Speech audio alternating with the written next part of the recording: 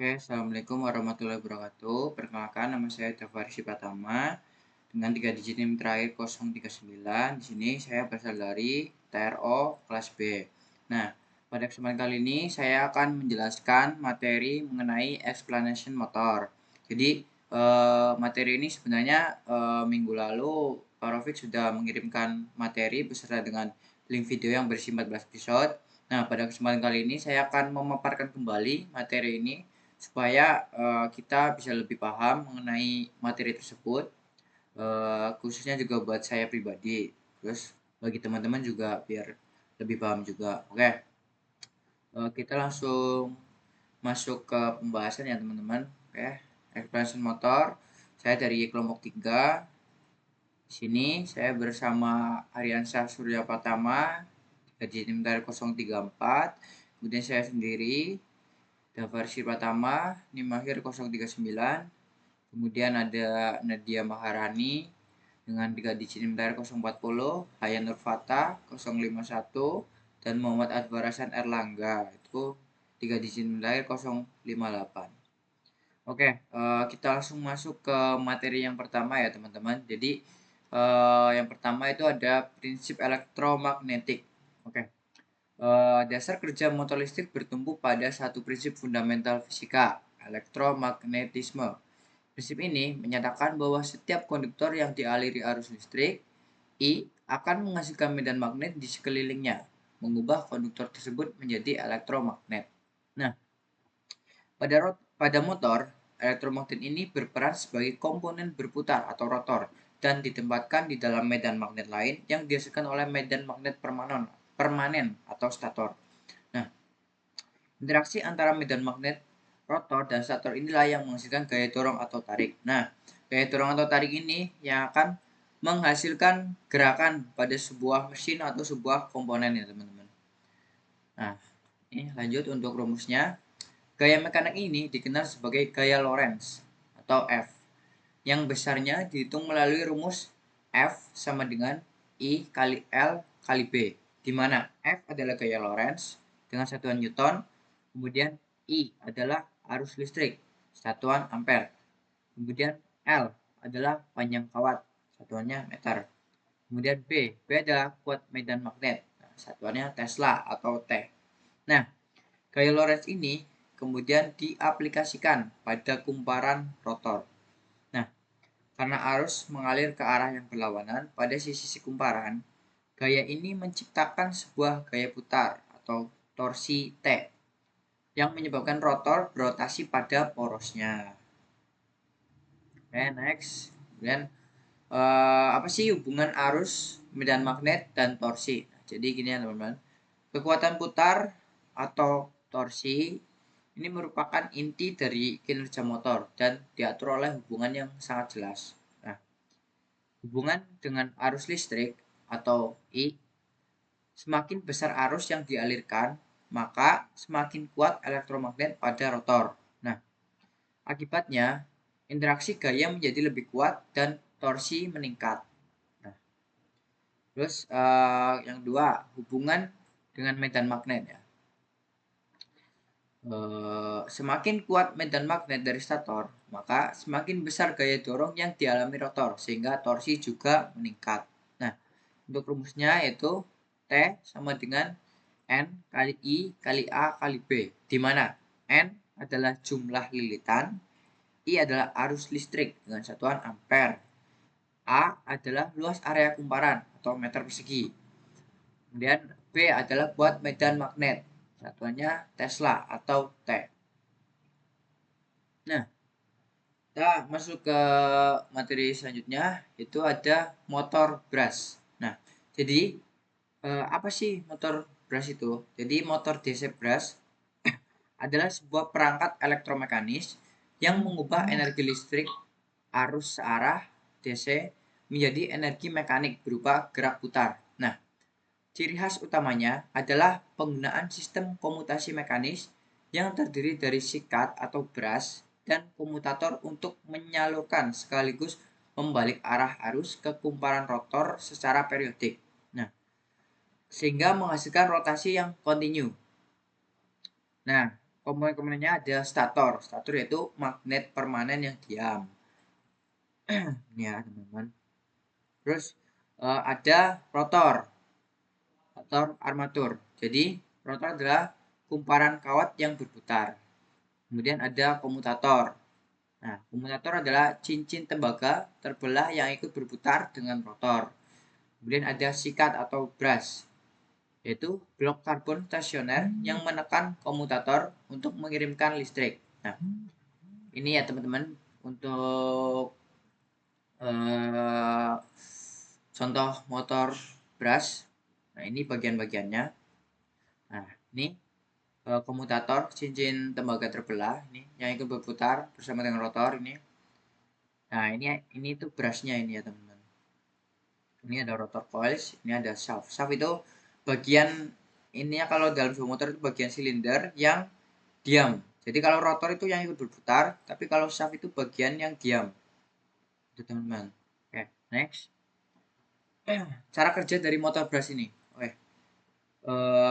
Aliran listrik. Nah, baterai mengalirkan aliran listrik melalui sikat ke komutator. Kemudian elektromagnet.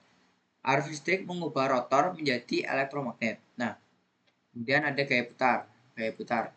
Rotor didorong atau ditarik oleh stator dan menciptakan putaran atau torsi. Kemudian pembalikan arus. Nah, saat rotor berputar, sikat akan menyentuh segmen komutator yang berbeda. Ini membalik arah arus di dalam rotor sehingga putaran terus berlanjut ke arah yang sama. Jadi itu untuk cara kerja dari motor DC brush. Nah, sebenarnya ada kelebihan, kekurangan, dan aplikasi dari motor brush. Nah, untuk kelebihannya sendiri, yang pertama desainnya sederhana dan murah. Kemudian yang kedua, kontrol kecepatan mudah, bisa ubah tegangan. Jadi semakin kalau kita pengen semakin cepat, maka otomatis tegangan yang kita inputkan itu berarti semakin besar ya teman-teman. Kemudian torsi awalnya besar. Kemudian untuk kekurangannya perawatan tinggi atau aus. Jadi sikat brush akan aus seiring waktu. Kemudian yang kedua, umur pakai terbatas. Kemudian yang ketiga, bising dan percikan api. Karena itu kan sikat akan bergesekan ya. Jadi itu bisa menciptakan percikan api. Kemudian yang keempat, efisiensi lebih rendah. Nah, oke. Okay. Untuk yang keempat yaitu aplikasi dari motor DC brush. Jadi yang pertama contohnya bisa buat mainan anak, misal mobil-mobilan atau robot sederhana. Kemudian bisa juga untuk kipas angin kecil gitu ya, kayak kipas USB atau kipas portable juga. Terus untuk peralatan rumah tangga kita bisa jumpai pada bor listrik, pada blender, dan pada sikat gigi elektrik. Oke, okay. Next materi selanjutnya yaitu hub bridge. Oke, jadi hub bridge itu arah putaran motor DC ditentukan oleh arah aliran arus listrik yang melaluinya. Untuk membalik putaran motor, kita hanya perlu membalik polaritas tegangannya. Nah, jika kutub plus atau positif dihubungkan ke terminal A dan minus ke B, motor berputar ke kanan. Nah, jika kutub plus dihubungkan ke terminal B dan minus ke A, motor berputar ke kiri. Jadi ini kebalikannya ya teman-teman. Jadi membalik kabel secara manual tidaklah praktis. Oleh karena itu, digunakan sirkuit elektronik bernama hub bridge. Nah, gimana sih struktur dari hub bridge itu? Jadi hub bridge itu terdiri dari 4 saklar elektronik, biasanya transistor yang disusun seperti huruf H. Nih teman-teman. Ini transistor ya ini. 4 transistor disusun seperti huruf H kan ini teman-teman. Nah ini. Dengan motor berada di tengah. Ini motornya teman-teman. Dan cara kerjanya ya. Dengan mengaktifkan saklar secara diagonal berpasangan, kita bisa mengontrol arah aliran arus melalui motor tanpa mengubah sumber listrik. Jadi di sini tuh biasanya tuh pada kenyataannya kita ada 4 saklar di sini. Jadi saklarnya ya ini saklar elektronik seperti transistor ini. Jadi ketika uh, saklar diaktifkan secara diagonal berpasangan, nah kita bisa mengontrol arah aliran. Itu kan tadi uh, arah putaran motor DC ditentukan oleh arah aliran arus listrik yang melaluinya. Jadi arah arus ini sangat mempengaruhi putaran atau arah putaran dari si motor DC ini. Oke, next. Nah, ini ilustrasi H-bridge ya. Ini contohnya. Yang pertama ini putaran searah jarum jam. Jadi saklar 1 dan saklar 4 on. Kemudian ini yang berlawanan dengan arah jarum jam. Jadi ini S2 dan S3 atau saklar 3 on. Nah, untuk putaran searah jarum jam, maka saklar S1 dan S4 ditutup. Arus mengalir dari sumber melalui S1. Motor dari kiri ke kanan. Bergerak dari kiri ke kanan ya. Terus S4 lalu ke ground. Nah, untuk putaran berlawanan arah, maka saklar S2 dan S3 ditutup. Arus mengalir dari sumber melalui S2. Motor dari kanan ke kiri S3 lalu ke ground. Jadi sebenarnya itu ini ya teman-teman. Kalau yang ini tuh udah bener nih arahnya ini. Nah, kalau ini tuh dari sini. Dari kanan ke kiri gitu ya teman-teman. Oke. Dan next materi selanjutnya yaitu kontrol kecepatan dengan PWM. Nah, kontrol kecepatan motor brush dengan PWM atau pulse width modulation dilakukan dengan cara memutus dan menyambung tegangan suplai secara sangat cepat sehingga motor menerima tegangan rata-rata sesuai dengan duty cycle sinyal PWM. Nah, semakin besar duty cycle, semakin besar tegangan efektif yang masuk ke motor sehingga putaran menjadi lebih cepat. Nah, sebaliknya, duty cycle kecil membuat motor berputar lebih lambat.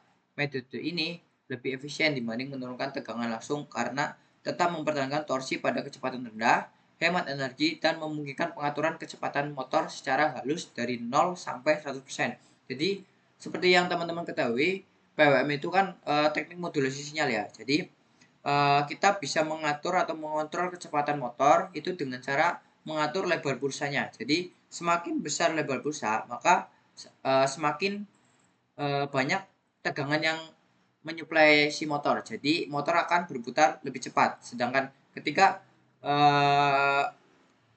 duty cycle-nya kita kecil, itu berarti semisal lebar pulsanya itu semakin mengecil, maka tegangan suplainya itu akan semakin kecil juga. Maka motor akan berputar lebih lambat. Itu teman-teman. Oke, materi yang selanjutnya yaitu kita masuk ke tips pemeliharaan dan proteksi dasar. Yang pertama ada perawatan rutin. Perawatan rutin itu kita bisa lakukan pemeriksaan berkala pada kondisi bearing, isolasi lilitan, serta kebersihan motor dari debu atau kotoran. Nah, itu proteksi terkait dengan motor ya teman-teman.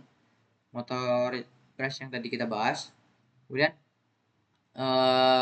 yang kedua ada sistem pendinginan. Nah, pastikan kipas pendingin dan jalur ventilasi tidak tersumbat agar motor tidak mengalami overheat. Jadi ini juga bisa diterapkan pada motor kebanyakan ya teman-teman, karena ini tuh perawatan motor pada umumnya ya. Kemudian ada pelumasan. Lakukan pelumasan pada bearing secara teratur untuk mengurangi gesekan dan memperpanjang umur motor. Nah, jadi bearing ini itu kan bentuknya seperti bola-bola kecil ya teman-teman. Kalau misal bahasa gampangnya kayak kalau kita kecil itu, kalau di daerah saya itu kita bersepeda itu yang namanya itu gotri di bagian yang kita kayu itu. Jadi apabila kurang pelumas maka otomatis akan menimbulkan gesekan ya. Nah, gesekan-gesekan ini kan akhirnya bisa menyebabkan bearingnya aus lah. Jadi kalau misal bearingnya aus kan si motor juga kerjanya akan tidak seefisien ketika kondisi normal kan teman-teman. Kemudian ada juga proteksi listrik. Gunakan pengaman seperti MCB, miniatur circuit breaker, fuse, atau relay proteksi arus lebih untuk mencegah kerusakan akibat short circuit. Kemudian monitoring beban. Hindari motor bekerja dengan beban berlebih agar tidak terjadi panas berlebih dan mempercepat keausan. Jadi kita nggak boleh apa ya, beban dari si motor itu tidak boleh berlebihan ya teman-teman, supaya si motor juga tidak panas gitu. Oke, selanjutnya ada perbedaan brush dan brushless. Nah, yang sebelah kiri ini ada brush motor itu menggunakan sikat brush dan komutator mekanis untuk mengalirkan arus ke kumparan. Kemudian struktur lebih sederhana dan biaya produksi lebih murah. Kemudian kemudian ada kekurangannya, cepat aus karena gesekan, karena kan itu kita pakai sikat atau brush yang digesekin kan. Kemudian efisiensi lebih rendah, kemudian perawatan rutin diperlukan. Kemudian dengan motor brushless atau BLDC itu tidak memiliki sikat, melainkan memakai komutasi elektronik untuk mengatur arus. Kemudian lebih efisien, awet, dan menghasilkan putaran halus. Namun kekurangannya itu lebih mahal karena memerlukan driver elektronik. Oke, untuk yang selanjutnya ada cara brushless motor menghasilkan torsi. Oke, bel DC atau brushless DC bekerja dengan prinsip interaksi medan magnet antara rotor atau magnet permanen dan stator atau kumparan yang diberi arus bergantian. Dan arus yang dialirkan ke kumparan stator dikontrol oleh inverter atau driver elektronik. Nah, medan magnet stator yang berubah-ubah menarik dan mendorong magnet rotor sehingga menghasilkan torsi atau gaya putar. Dan karena tidak ada gesekan sikat, efisiensi lebih tinggi dan torsi lebih stabil pada berbagai kecepatan. Nah, inilah kalau motor brushless ini itu kan nggak pakai sikat ya. Jadi arus yang mengalir dari kumparan stator itu dikontrol pakai inverter. Inverter itu kita bisa dari inverter itu kita bisa mengatur mungkin keluaran dari si tegangannya atau arusnya. Jadi kita bisa mengontrol kecepatan si motor pakai inverter ini. Tadi kan kita bahas. Nah, memakai komutasi elektrik untuk mengatur si arus. Nah, ini driver elektronik itu inverter. Oke, kemudian komutasi elektronik, sensor vs sensorless. Oke, yang pertama kita ada sensor BLTC. Jadi ini motor brushless tapi dengan sensor. Sensor itu menggunakan hal sensor untuk mendeteksi posisi rotor, dan driver dapat mengalirkan arus tepat waktu ke kumparan. Nah, kelebihannya start lebih halus, kontrol kecepatan dan torsi lebih presisi. Dan untuk kekurangannya itu harga lebih mahal dan lebih kompleks. Kemudian untuk sensorless BLDC, berarti tanpa sensor, itu posisi rotor dideteksi melalui back EMF atau tegangan balik yang dihasilkan lilitan, dan lebih sederhana, biaya lebih murah, lebih tahan kondisi lingkungan keras. Kemudian untuk kelemahannya itu sulit start pada kecepatan rendah, kontrol kurang stabil dibandingkan dengan sensor, karena eh, sensor kan biasanya membantu kita untuk mendeteksi sebuah objek ya. Ini bisa juga untuk mendeteksi sebuah suhu atau sebuah getaran atau sebuah apa. Nah, kalau tanpa sensor kan kita akan lebih sulit untuk mengontrol sebuah motor atau sebuah komponen teman-teman. Oke, yang selanjutnya pengaruh teknik PWM. Nah, jadi pengaruh PWM terhadap performa BLDC atau brushless motor. Jadi yang pertama, memungkinkan kontrol kecepatan dan torsi yang presisi karena tegangan efektif dapat diatur halus. Kemudian memberikan respon dinamis yang cepat sehingga akselerasi dan deselerasi lebih terkontrol. Kemudian yang ketiga, mengurangi fluktuasi torsi atau torque ripple dan getaran sehingga putaran motor lebih stabil dan senyap. Yang keempat, menunjang operasi presisi pada aplikasi seperti robotika, servo maupun kendaraan listrik. Nih, BLDC motor ya teman-teman. Ini ada stator itu isinya itu ada coil itu seperti lilitan untuk kumparan. Kemudian ini ada rotornya itu ada permanen magnetnya ya teman-teman. Oke, selanjutnya ada pengaruh PWM terhadap efisiensi PLTC. Kalau tadi kan terhadap performa, ini terhadap efisiensi. Oke, yang pertama, duty cycle yang tepat membuat motor hanya menghemat energi sesuai kebutuhan, jadi lebih hemat daya. Kemudian yang kedua, efisiensi lebih tinggi dibanding kontrol linear karena rugi daya di motor lebih kecil. Kemudian yang ketiga, frekuensi PWM rendah, motor boros energi karena torsi tidak stabil. Kemudian yang keempat, jika frekuensi PWM terlalu tinggi, maka rugi switching pada driver meningkat, menurunkan efisiensi sistem. Dan pemilihan frekuensi PWM yang optimal menjadi kompromi antara kehalusan performa dan efisiensi energi. Oke, yang selanjutnya kita masuk ke materi transformasi Clark dan Park. Jadi, apa sih transformasi Clark? Jadi, transformasi Clark itu mengubah sistem 3 fasa atau ABC yang berinteraksi dengan medan magnet berputar menjadi sistem 2 sumbu tetap yang saling tegak lurus, yang disebut sumbu A dan beta. Sistem baru ini merepresentasikan motor dalam domain 2 dimensi atau 2D. Transformasi ini mengurangi kompleksitas dari 3 variabel AC yang berosilasi menjadi 2 variabel yang lebih mudah dikontrol. Dan transformasi Park. Apa sih transformasi Park? Transformasi ini mengubah lebih lanjut setelah sistem diubah menjadi sistem AB beta melalui transformasi Clark menjadi sumbu yang berputar yang dikenal sebagai sumbu D dan Q. Sumbu-sumbu ini berputar seirama dengan medan magnet rotor motor. Dengan demikian, semua besaran listrik yang sebelumnya berubah-ubah kini terlihat sebagai besaran DC yang stabil dari sudut D dan Q. Hal ini memungkinkan controller untuk mengendalikan torsi dan flux magnet motor secara terpisah, mirip dengan cara pengendalian motor DC yang sederhana. Nah, untuk selanjutnya, mengapa arus sinusoidal optimal? Jadi, arus sinusoidal atau gelombang sinus adalah jenis gelombang listrik yang paling umum dan ideal. Bentuknya menyerupai kurva gelombang sinus dari fungsi matematika. Arus ini secara terus-menerus berubah dari nilai 0 naik ke nilai puncak positif, kembali ke 0, turun ke nilai puncak negatif, dan kembali lagi ke 0 dalam pola yang berulang. Jadi, gelombang sinus yang sempurna menciptakan medan magnet yang berputar dengan stabil di dalam motor. Karena putaran yang konstan, gaya yang diberikan pada rotor juga sama, menghasilkan torsi yang stabil tanpa naik turun.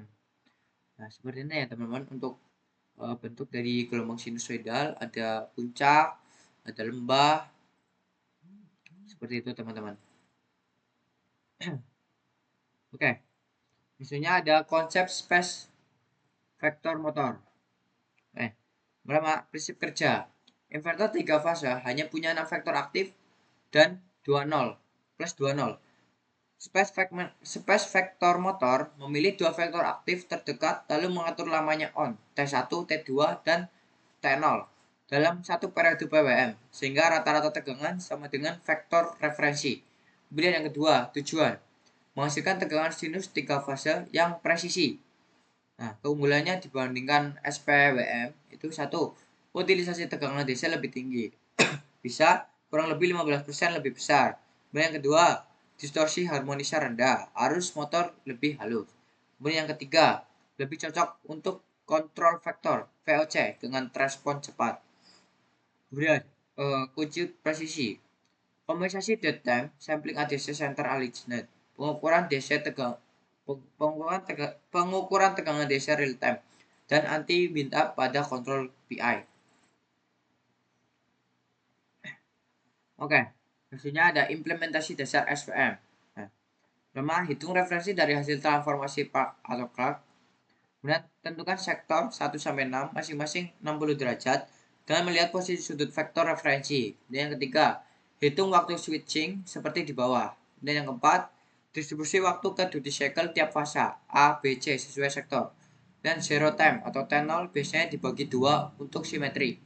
Kemudian terapkan ke PWM. Gunakan mode center alignment komplementer dengan dead time dan sinkronisasi trigger ADC di tengah duty. Nah, ini untuk rumusnya ya teman-teman. Oke, next kita membaca datasheet ya. Kita lanjut membaca datasheet. Sebelah kiri ini ada listrik. Di tegangan nominal dan arus nominal atau peak menentukan rating inverter. Konsata KEK, EG, BKMF, dan KTK TKT atau torsi A. Pastikan pahami konversi RMS dengan peak. Konversi RMS dengan peak ya.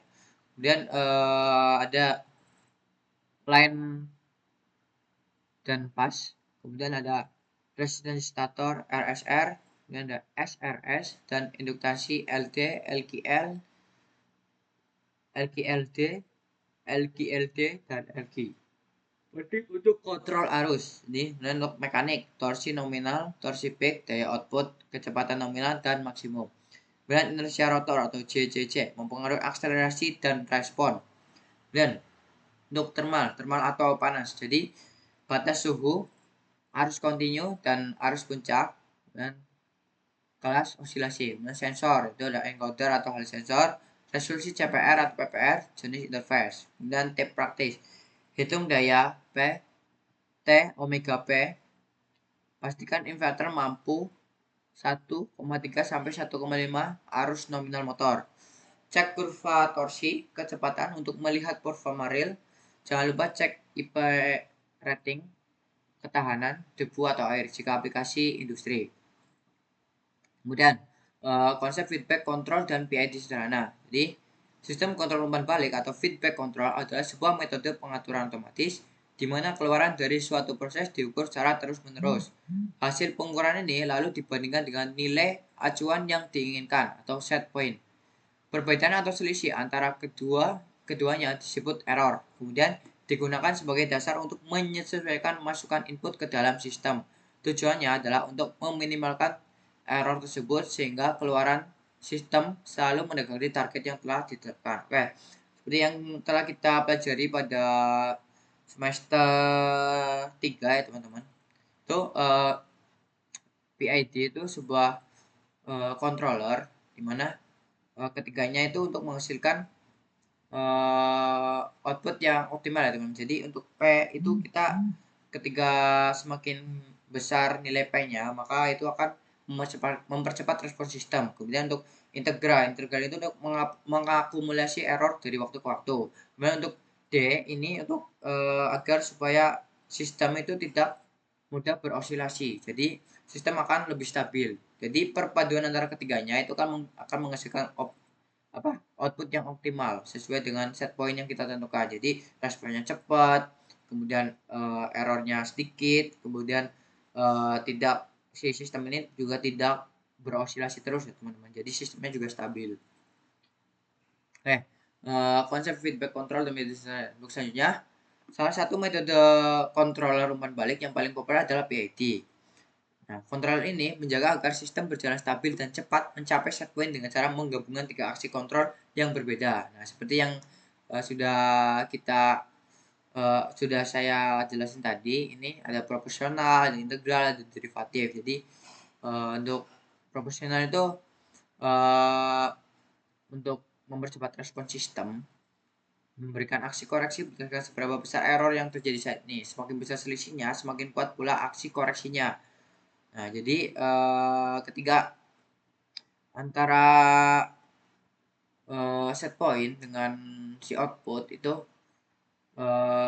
selisihnya terlalu banyak, maka error akan semakin besar ya. Ketika semakin besar selisihnya, maka semakin kuat pula koreksinya. Nah, kemudian integral itu mengatasi error yang terakumulasi dari waktu ke waktu. Aksi ini bertujuan untuk menghilangkan penyimpanan kecil yang mungkin tersisa dari aksi proporsional. Kemudian untuk derivatif itu bekerja dengan mengantisipasi error di masa depan dengan melihat tren atau laju perubahan. Nah, aksi ini membantu mencegah keluaran melampaui target atau overshoot dan membuat sistem lebih responsif. Jadi ini untuk mencegah keluaran melampaui target atau overshoot. Seperti yang sudah saya jelasin tadi itu agar tidak berosilasi ya teman-teman. Jadi sistemnya itu akan stabil karena derivatif ini mengantisipasi error dengan melihat masa depan, dengan melihat laju atau tren perubahannya teman-teman. Oke, yang selanjutnya ada regenerative braking atau Pengereman regeneratif adalah sebuah sistem pengereman cerdas pada kendaraan listrik. Alih-alih membuang energi gerak atau kinetik menjadi panas saat melambat seperti pada rem konvensional, sistem ini mengubahnya kembali menjadi energi listrik. Nah, energi listrik yang dipanen ini kemudian disimpan kembali ke dalam baterai. Dengan kata lain, proses pengereman sekaligus menjadi proses pengisian daya baterai. Nah, untuk contohnya, dalam bidang kendaraan ada mobil listrik dan hibrida seperti EF dan HEV, kemudian ada kendaraan listrik dan tram, dan dalam bidang otomasi ada elevator dan kren, kemudian ada lengan robot industri. Oke, mungkin segitu penjelasan materi eksplanasi motor dari saya. Kurang dan lebihnya mohon maaf. Saya akhiri, saya tutup. Wassalamualaikum warahmatullahi wabarakatuh.